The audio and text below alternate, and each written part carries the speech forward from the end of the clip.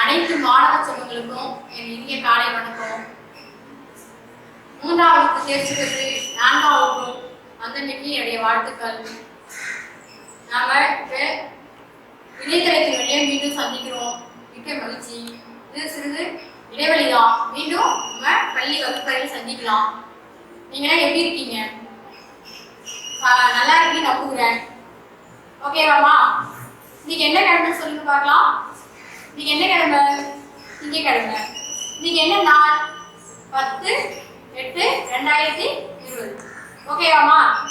இப்ப எல்லாரும் உங்க 4ஆம் வகுப்பு தமிழ் பாடங்களை எடுத்துக்கோங்க. அதுல உங்களுக்கு தமிழ் அண்ணியை பத்தி நான் கற்பிக்க போறேன். ஓகேவா? பக்க எண் 1 எடுத்துக்கோங்க. அன்னை தமிழ்ங்கிற பாடலை நான் உங்களுக்கு சொல்லிக் கொடுக்க போறேன்.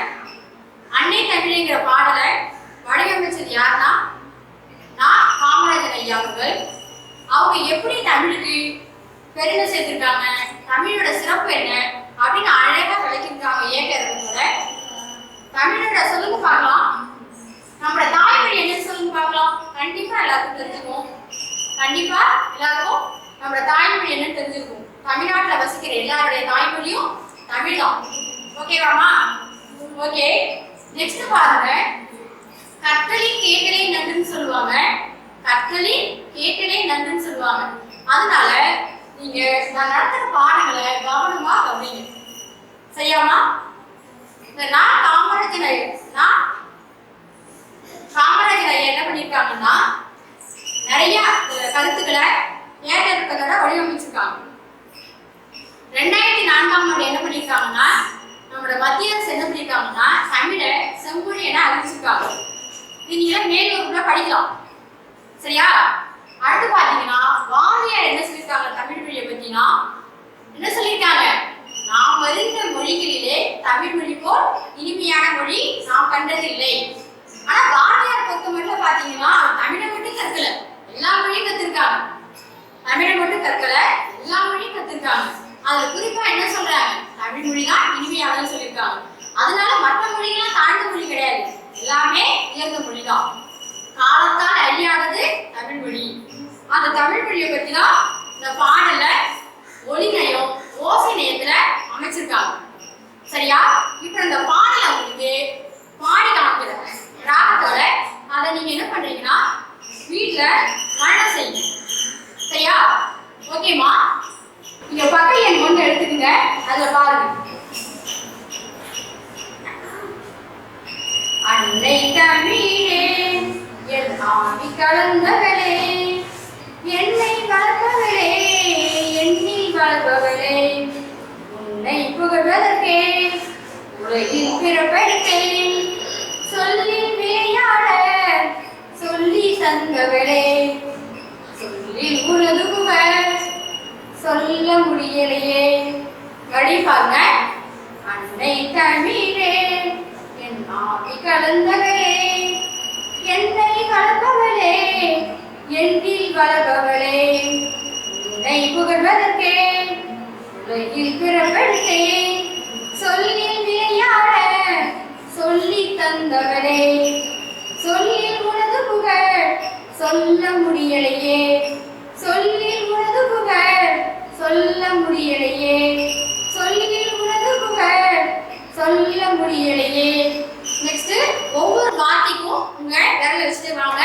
அதை அப்புறம் நடத்தி காமிக்கிறோம். ஓகேவாமா? பாருங்க. அன்னை தமிழே என் ஆவி கலந்தவள், அன்னை தமிழே என் ஆவி கலந்தவள், என்னை வளர்ப்பவளே, என்னில் வளர்ப்பவளே, என்னை வளர்ப்பவளே, என்னில் வளர்ப்பவளே, உன்னை புகழ்வதற்கே உன்னை புகழ்வதற்கே உலகில் பிறப்படுத்தேன், உன்னை புகழ்வதற்கே உலகில் பிறப்படுத்தேன், சொல்லில் விளையாட சொல்லில் விளையாட சொல்லி தந்தவளே, சொல்லில் விளையாட சொல்லி தந்தவளே, சொல்லில் உனது புகழ் சொல்ல முடியலையே, சொல்லில் உனது புகழ் சொல்ல முடியலையே. பாருங்கம்மா, இந்த பாடல இதோட பொருள் சொல்லி கொடுக்க போறோம் உங்களுக்கு. ஒவ்வொரு வார்த்தைக்கும் நீங்க பென்சிலால அண்டர்லைன் பண்ணிட்டு அந்த பொருளை புரிஞ்சுக்கோங்க. சரியா? பாருங்க.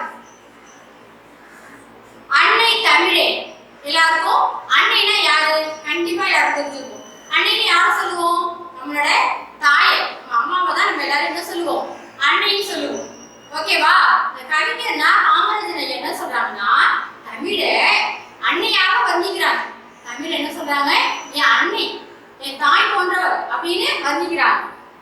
என் ஆவி கலந்தவளே, என் ஆவி கலந்தவளே. ஆவினா என்ன சொல்லுங்க? உயிர். இந்த தமிழானது என்னோட உயிர்ல கலந்துருக்கா, என்னோட உயிர்ல கலந்துருக்கா அப்படின்னு சொல்றாங்க. என்னை வளர்ப்பவளே, இந்த தமிழ் வந்து என்ன மட்டும் வளர்க்கல, என்னோட சேர்ந்து வளரும். நான் எங்கெல்லாம் போறணும், ஊர் விட்டு ஊரு, நாடு விட்டு நாடு, நான் எங்க போனாலும் இந்த தமிழ் மொழி என்னோட சேர்ந்து வளரும். நான் சின்ன குழந்தையா இருக்கும்போது நம்ம என்ன பண்ணுவோம்? சின்ன கிளாஸ்ல நீங்க என்ன படிச்சிருப்பீங்க? ஆ ஆ ஈ படிச்சிருப்பீங்க. மேல் வகுப்பு போகும்போது என்ன பண்ணுவீங்க? பத்தி பத்தியா படிப்போம். அப்ப தமிழ் மொழியானது என்ன பண்ணுதுன்னா என்னோட சேர்ந்து வளருது. சரியாமா? அடுத்து பாருங்க, தமிழ் மேலே என்ன பண்ணுதா? என்னோட சேர்ந்து வளருதா எப்படின்னு கேட்டீங்கன்னா என்னோட அறிவை வளர்க்குது. தமிழ் மொழி என்னோட அறிவை வளர்க்குது, என்னோட திறமையை நாளுக்கு நாள் வளர்க்குது. ஓகேவா? தமிழ் மொழி என்ன பண்ணுது? என் அறிவை வளர்க்குது, என்னோட திறமையை நாளுக்கு நாள் என்ன பண்ணுது? நாளுக்கு நாள் உயர்த்திக்கிட்டே போகுது.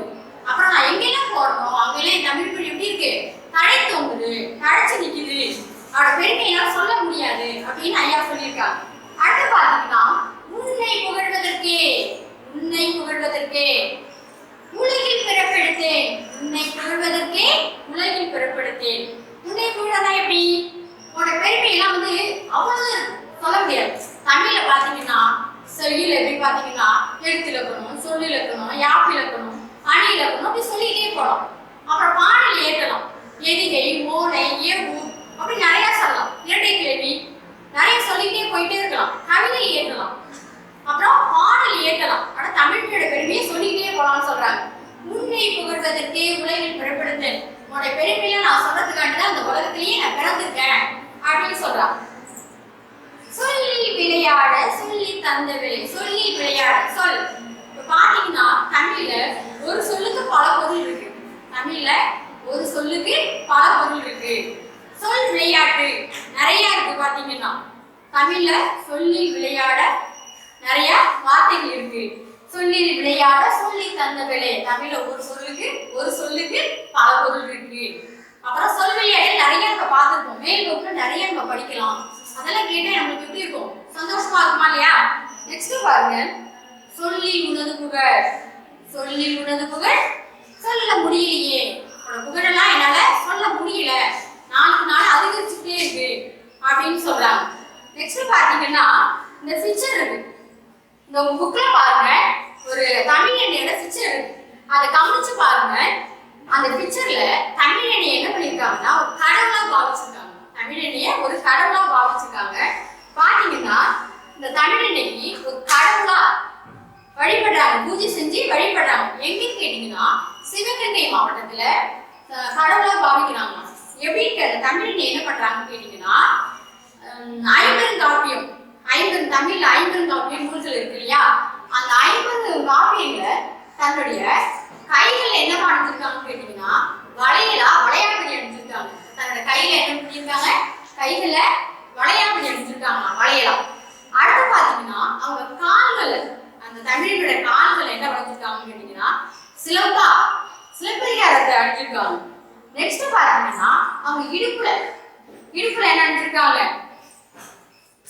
நெக்ஸ்ட் பாருங்க, அவங்க இடுப்புல என்ன அணிஞ்சிருக்காங்கன்னா இடையணியா அணிஞ்சிருக்காங்க. அடுத்து அவங்க மார்புல என்ன அணிஞ்சிருக்காங்கன்னா ஆரமா சீவக சிந்தாமணி அணிஞ்சிருக்காங்க. அவங்க காதுல என்ன அணிஞ்சிருக்காங்க? காதுல என்ன சொன்னோம்?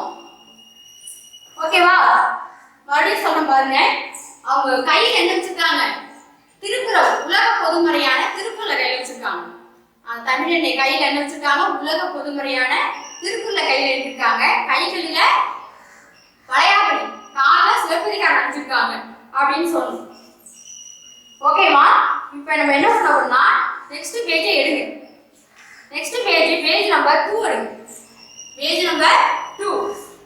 அதுல கவனிங்க, படிப்போம், சிந்திப்போம், எழுதுவோம் இருக்கு. அதை கவனிங்க. இந்த எக்ஸசைஸை கவனிங்க. நான் ஒவ்வொன்றா சொல்லி தருவேன். நீங்க வீட்ல நீங்க குறிச்சுட்டே நீங்களே படிக்கலாம். சரியா? ஃபர்ஸ்ட் 1 பாருங்க. அன்னை கூட்டல் தமிழே, அன்னை கூட்டல் தமிழே என்பதை சேர்த்து எழுத கிடைக்கும் சொல் என்னன்னு சொல்லுங்க பார்க்கலாம். என்ன ஆன்சர் வரும்? ஆவண ஆன்சர் அன்னை தமிழே, அன்னை தமிழே. அது இடையில என்ன எழுத்து வந்துருக்கு? இத்து. அதாவது என்னன்னு கேட்டீங்கன்னா நை கை நை அப்படின்னு வந்தாலே இடையில ஒட்டெழுத்து என்ன வரும்? இத்து வரும். சரியாமா? நெக்ஸ்ட் பாருங்க பிறப்பெடுத்தேன். நெக்ஸ்ட் பாருங்க பிறப்பெடுத்தேன். இச்சொல்லை பிரித்து எழுத கிடைப்பது ஆன்சர் பாருங்க. ஆவண ஆன்சர் பிறப்பு கூட்டல் எடுத்தேன். பிறப்பு கூட்டல் எடுத்தேன். பேயை பிரிக்கும் போது என்ன ஆகும்னா ஏன் மாறும். அப்ப பிறப்பு கூட்டல் எடுத்தேன். நெக்ஸ்ட் பாருங்க மறந்துண்ணை. மறந்துண்ணை இச்சொல்லை பிரித்து எழுத கிடைப்பது என்ன ஆன்சர்னா மறந்து கூட்டல் உண்ணை. மறந்து கூட்டல் உண்ணை. அதாவது ஊ என்னவா இருக்கு? ஊவா மாறி இருக்கு. நெக்ஸ்ட் பாருங்க சிறப்படைந்தேன். சிறப்படைந்தேன் இச்சொல்லை பிரித்து எழுத கிடைப்பது என்னவென்றால் ஃபர்ஸ்ட் பாருங்க ஆன்சர் சிறப்பு கூட்டல் அடைந்தேன். சிறப்பு கூட்டல் அடைந்தேன். ஃபர்ஸ்ட். அடுத்து பாருங்க ஃபிஃப்த் பாருங்க எண்ணில். என்ன கொடுத்திருக்காங்க? எண்ணில். எண்ணில் என்ற சொல்லின் பொருள் என்ன? எண்ணில் என்ற சொல்லின் பொருள் என்னவென்றால் இந்த ஆன்சர் என்னது? எனக்குள். என்ன கொடுத்திருக்காங்க? எனக்குள் கொடுத்திருக்காங்க. மறுபடியும் ஃபர்ஸ்ட் ஒன் பேஜ் எடுங்க. அதுல என்ன கொடுத்திருக்காங்க? இப்பாடலில் இடம்பெற்றுள்ள ஒரே எழுத்தில் தொடங்கும் சொற்களை எடுத்து எழுதணும்னு கொடுத்திருக்காங்க. அதை கவனிங்க. ஒரே எழுத்தில் தொடங்கும் சொற்கள் என்னன்னு கொடுத்திருக்காங்க? எண்ணெய். ஃபர்ஸ்ட் ஏ வருதா? அடுத்து என்ன கொடுத்திருக்காங்க? எண்ணெய் கொடுத்திருக்காங்களா? ஃபர்ஸ்ட் பாருங்க எண்ணெய். கவனிங்க எண்ணெய் கொடுத்திருக்காங்களா? அடுத்து ஏ எண்ணெய் கொடுத்திருக்காங்களா? ஏ. அப்ப முதல் எழுத்து என்ன? ஏ ஏன் வருது. நெக்ஸ்ட் பாருங்க உன்னை. உன்னையில ஊ வருது. உலகில் ஊ வருதா? இதெல்லாம் முதல் எழுத்து ஒரே மாதிரி வர சொற்கள். ஓகேமா? சொல்லி. சொல்லிக்கு சோ வருதா? சொல்லி சோ வருது. ஓகே. நெக்ஸ்ட் பாருங்க இப்பாடலில் இடம்பெற்றுள்ள ஒரே ஓசையில் முடியும் சொற்களை எடுத்து எழுதுன்னு கொடுத்திருக்காங்க. அது ஃபர்ஸ்ட் பக்கம் பாருங்க. கலந்தவளே. கலந்தவளே அதாவது இந்த பாடல்ல ரெண்டாவது வரியில என்ன கொடுத்திருக்காங்க? கலந்தவளே. லே முடியுதா? அடுத்து வளர்பவளே. லே முடியுதா? ஓகேமா? அதே மாதிரி நீங்களே கண்டுபிடிச்சு எடுத்து பார்க்கலாம். உங்க புக்ல நீங்களே கண்டுபிடிச்சு என்னென்னலாம் ஒரே ஓசையில முடியும் நீங்க கண்டுபிடிச்சு உங்க புக்ல எழுதணும். சரியாமா? இப்ப நீங்க என்ன பண்றீங்கன்னா இந்த பாடலை வந்து திரும்ப திரும்ப மரணம் பண்ணுங்க. சரியா? உங்களுக்கு என்ன ஹோம்வொர்க்னு கேட்டீங்கன்னா பக்கம் 2ல என்ன கொடுத்திருக்காங்க? படிப்போம் சிந்திப்போம் எழுதுவோம் கொடுத்திருக்காங்க இல்லையா? இதை நம்ம என்ன பண்றோம்? நீங்க வந்து ஆன்சர் குறிச்சிட்டு இதை ஃபுல்லா ரீட் பண்ணி பாருங்க, எழுதி பாருங்க, நோட்டு போட்டு எழுதுங்க. சரியாமா? மீண்டும் சந்திப்போம் அடுத்த வகுப்பறையில்.